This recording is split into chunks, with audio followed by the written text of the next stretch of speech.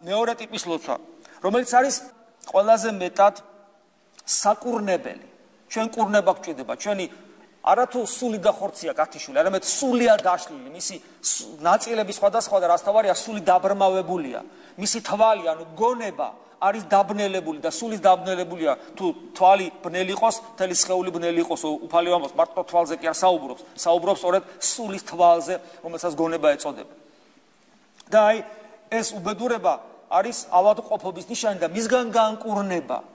მისგან განკურნება საჭირო და ყველაზე მეტად საკურნებელი ლოცვა. ეს არის შემიწყალე, რომელიც უხვად იღურება ლიტურგიული მსახურებების დროს და რომელიც არის ერთ-ერთი მთავარი შემადგენელი ნაწილი ჩვენთვის ყველაზე ძვირფასი ლოცვისა, იესოს ლოცვისა, უფალო იესო ქრისტე შემიწყალე მე.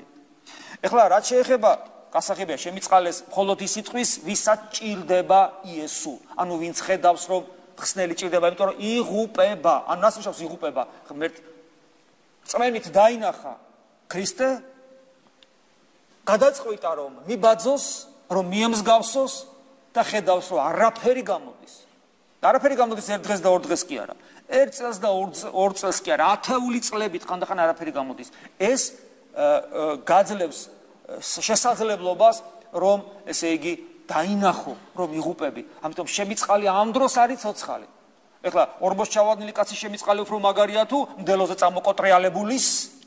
რა თქმა უნდა, ორბოში ჩავარდნილი კაცის შემიწყალე და მიშველე უფრო მნიშვნელოვანია, უფრო ძლიერია, ვიდრე მდელოზე წამოკოტრიალებულის, რომელიც ისე საზღვათა შორისო ენის გასატეხში ვარჯიშობს.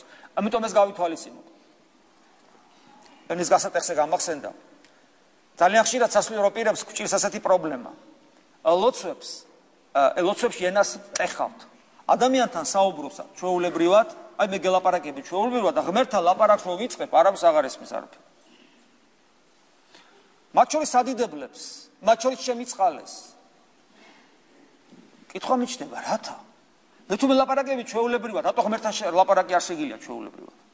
და თუ შეთქო, როცა მე მელაპარაკები და მე ესმის, რატო ფიქრობ, რომ ღმერთს უნდა ელაპარაკო ისე, რომ არავის არ ესმოდეს და არც შენ რას ამბობ?